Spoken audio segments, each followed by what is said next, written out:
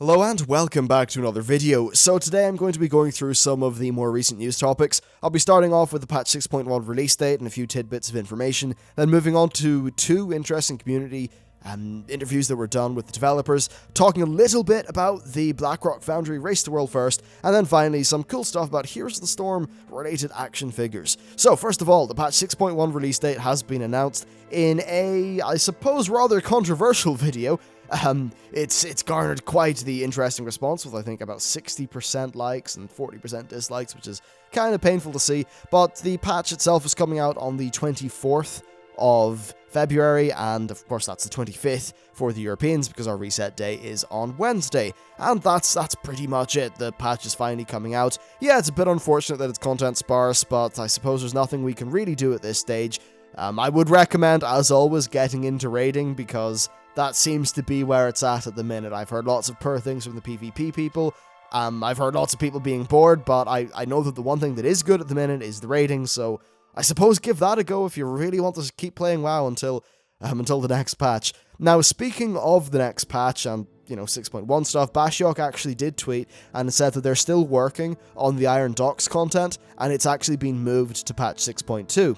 That's a bit confusing to me because I at least thought that 6.2 was going to be the Tanaan Jungle raid tier. It doesn't make much sense in terms of the story that we deal with the Iron Docks at the same time that we're invading Tanaan, because by the time we invade Tanaan, well, the Iron Docks and all that related stuff will have been completely dealt with. Blackrock Foundry will have been wrecked. So I don't know how that's going to play out in terms of the lore. I suppose there's a small chance that maybe 6.2 will just come out, have the Iron Docks and a little bit more content, and then 6.3 will come out at a later date, and perhaps that would mean the Blackrock Foundry would maybe last for 5 months or something. Not really too sure how that would play out, but I suppose it's food for thought. Still, though, that's all speculation. There's not really that much we can say for sure now. Anyway, with that covered, let's hop on over to the interviews. So the first interview was with Mammy Twink, and there were a few questions, but honestly, I only think that 3 of the things that we found out are really newsworthy. The rest of it's pretty pedestrian. So first of all, Ian Hazzikostas, who is the lead, one of the lead designers for WoW, said that right now they are doing a lot of work on future content patches that are going to be quite a bit more sizable, with more content that will be coming out in the future. I suppose that's quite evident. 6.1 doesn't have much content, and it's not like they're on holiday. They must be working on something, so I'm assuming that, 6.2 will be just another pretty big patch. Though, speaking of 6.2, he did say another pretty interesting thing about it, and that is that 6.2 apparently might have some new reputations. Of course, we don't really know either way. It was just something that he said, but I'm assuming if he said it, then he probably means it, right? Though, obviously, no details that are solid about 6.2 have came out yet, so it's really just a possibility. That would be very nice, though. I think a lot of people have been craving good reputation-based content, which is something that we have not had in patch 6.0. Things like, say, Netherwing. I think people would like that. And maybe it would be good if something like that would be provided by 6.2. And then finally, on the topic of 6.2, he did talk a little bit about flying in Draenor. He said that essentially, while the main landmass of Draenor is the current endgame content, really they're not going to put flying there, and 6.1 doesn't change that, therefore there's still no flying. But when the Tanaan Jungle patch comes out, if Tanaan is the main endgame place, and the other stuff is, I suppose, trivial in comparison, then it does, it possibly makes sense to actually allow flying in most of Draenor and then restrict it in Tanaan, just like, say, the Isle of Thunder or the Timeless Isle. Next, I'm going to go over the interview with Vanian, and this one was actually quite interesting. So the first thing that they talked about was the amount of time that the top-end guilds actually spend raiding, and this is kind of relevant when we compare the difficulty of today and earlier expansions. Now, he said that back in the Burning Crusade, SK Gaming spent, I think, about 20 hours in 2 days to kill Muru for their that world first in the Sunwell, and at the time that was a new level of time spent trying to down a boss. And that today we see even more time being spent with things like alt raids happening as well with each new lockout. And essentially many people see how quickly top-end guilds clear content, and they think that now the game is clearly much easier because that content is cleared technically faster, but in reality the amount of time spent raiding and the number of attempts is far higher than it was back then. I think that makes a lot of sense, and perhaps more of the difficulty of the Burning Crusade came from just the challenges of gearing and, getting everyone attuned and the extra logistical effort, and perhaps not the actual mechanics of the fights, though of course there were certainly some very hard fights back then. Anyway, the next thing they talked about was running back time after you wipe in a raid, and they said that about a minute is sort of right, and a minute and a half is the top end for what they're okay with, and that in Blackrock Foundry they feel that the running times are okay, though apparently Blackhand is maybe not perfect, though in 6.1 they are adding in an item which means that essentially you'll be able to teleport straight to Blackhand, after you've killed him for the first time. I think that's pretty cool actually, and in a winged raid like this I guess it does make sense. Next, they talked a little bit about itemization and especially the various affixes that we can get to our gear, and they said that they actually like how the itemization worked out, though they do feel that the 6.0 tertiary stats are too weak, and they're being massively buffed in patch 6.1, I believe it's by 300%. Ian actually said that a two-handed weapon with speed will increase your run speed by 6%, which is nearly another cloak enchantment. Quite sizable, and I think that would be a lot more interesting than how they are now. Essentially, they are next to, well, they're basically completely useless, honestly, so it's nice that they're going to have some sort of effect. Next, they talked a little bit about reforging, and essentially said that they understand why people want reforging, but one of their issues with it is that it also makes all of the gear feel very similar, and that now a well-statted bit of gear is actually quite exciting, and that really it's compensated by the fact that stat customization is available via food, enchants, and various things like that.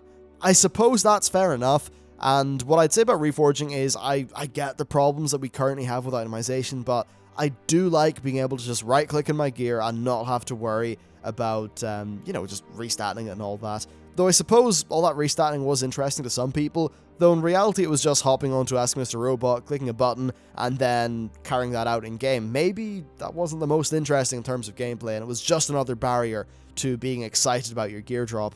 Perhaps instead they should try to maybe balance secondary stats a little bit better, because there are some classes where the difference really is quite humongous. Anyway, next they said that they were quite happy about how the flexible system worked out in Warlords, and with alt runs being a thing for the really top end guilds, there was a bit of a concern about people running multiple difficulties due to the new lockout system, but they said that this actually in reality has not led to many problems. That's definitely good, and I don't think I've ever really felt too much of a pressure to run both difficulties within a given week, and I'd say that that probably applies to the majority of players, though I am not in a Mythic guild, and perhaps that's something that Mythic people would definitely be doing.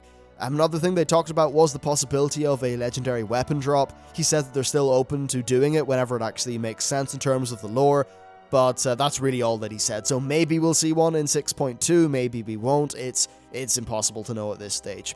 Now also in terms of class balance, he said that they ideally want perfect asymmetrical balance. Essentially, fights are supposed to play to the strengths of various classes, but overall there should be a balanced landscape, and this might mean that the very top guilds are going to swap in loads of a specific class for a fight, but in reality, if it doesn't affect ordinary guilds that much, then it's okay. For an example, Paragon actually have been using roughly the same comp throughout their Blackrock Foundry progression.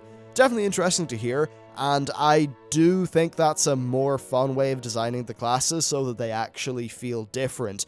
You know, a lot of people talk about how classes were more interesting back in the day, and I think that back then a lot of the classes were less homogenized. If they homogenized every single class to be perfectly, equally good in both cleave and mass AoE and single target, then everything would basically feel the same, and I think that would kinda suck. Now, they also said that they have countered the idea of only single target DPS mattering by essentially giving us more bosses that involve AoE and cleaving. I think we definitely do see that in the design of, at least of this current tier. Now also, they did talk a little bit about their focus on the number of raid tiers within an expansion, and basically Ian said that the main goal is just to reduce the time between the final patch and the next expansion, and that there isn't really a fixed amount of raid tiers per expansion. Though it does seem like Warlords of Draenor is going to be a 2-tier expansion, based on what I've heard from many things, mostly the Tom Chilton interviews of Gamescom last August. I think that's okay, but Draenor, I think, could work with 3 raid tiers. There, honestly, I think should be a really cool thing going on in Farallon, and it's just unfortunate that it doesn't look like we're going to get that. Anyway, that is it for the interview, and I've got to say it was nice to see an interview that was more of a discussion about a topic. So many of the sort of fan site interviews end up just, being a few minutes at the start of bootlicking and then really weak questions, whereas this was, I think, far more interesting to listen to. So with that said, let's quickly talk about the current race to World First Mythic Blackhand. Currently, we're at a pretty cool stage, actually. 3 guilds are 9 out of 9 in terms of their progression. So Method and Paragon were the first two to get there, and Midwinter have very recently ascended to that position. So we've got 2 guilds from the EU, that being Method and Paragon, and 1 from the US, of course that being Midwinter.